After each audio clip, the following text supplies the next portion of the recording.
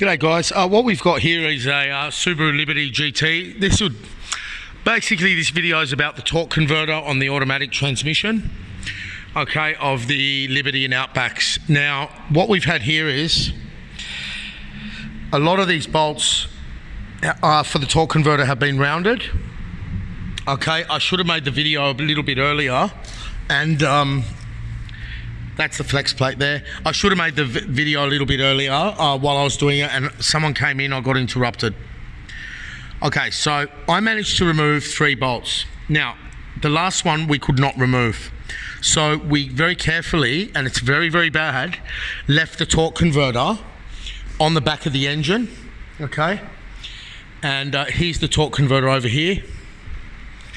We've left the torque converter on the back of the engine, and by manipulating the angles, managed to separate them here, and it's not good. It's not a good situation. There are cautions for installation here regarding the positioning of that circlip, obviously, and these in the oil pump drive. Okay, there's also a way to push it all the way in, so there's only probably 8 or less millimeters clearance here. So that's not what this video is about. This video is about how to remove this bolt. So once you take the engine out, what you do is you get an angle grinder once the engine's out, okay, and you go in, unless you lower the subframe on the vehicle. You can do it on the vehicle if you lower the subframe. Oh shit, I cut through the flex plate. Now I have to get another one. So I was trying to spare that, but yeah, I'll have to get another flex plate.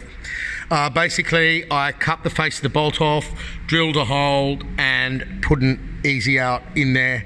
And basically, even though it was the wrong one, because it was closing it, it managed to lock in hard enough that I could open the bolt quite easily. Once you've removed this force from the back of the nut, it's not hard to undo it. And with all the drilling and that, I'm disappointed. I've cut through the flex plate, so I've just about to bring the other motor over and switch all the timing stuff over. This car's got a blown piston, and it is not from this one. Okay. This baby's waiting, and I'm getting a bit anxious. I want my car on the road. I'm really looking forward to getting it back on the road. We've got forged pistons in this engine, and I'll go into that in a separate video. But that's not the STI, but it's a very, very similar motor. It's over here. It's an EJ25 with 184 kilowatts. And this is the good used engine here. Hopefully it's good. It's not something we like doing with our used engines, but if it's all good, we'll give the supplier a plug up in Brisbane. Okay. I'll be transferring over stuff here so I can actually lift the engine up. Okay, so that's what you do. Carefully, try not to hit the flex plate like I did. I was very, very careful. So you don't want the engine hanging when you're doing it. You want the engine stable, unless you have someone to hold the engine. Yeah, that's the way to remove a bad torque converter bolt. The main note here is to match these angles up here very, very carefully. This is a lot more difficult than the STI. The engine likes to go off balance and stuff. The STI engine just seemed, with the new manual gearbox, a lot more neutral. It seems that the transmission is very, very heavy. It's very, very large as well. It just feels really, really heavy. I'm not exactly certain on the weights, but you know, the difference between pulling it out and leaving it there is literally the selector cable and these 2 pipes. So, yeah, if you're going to separate the engine with the torque converter still in place, just remember there's a very long neck on the automatic this is very, very long. Okay, and you're literally going to be hanging everything off here until this comes out. It's really, really bad to do, eh? But you can see on this engine, previous mechanics, what they've done. They've destroyed that thread there completely.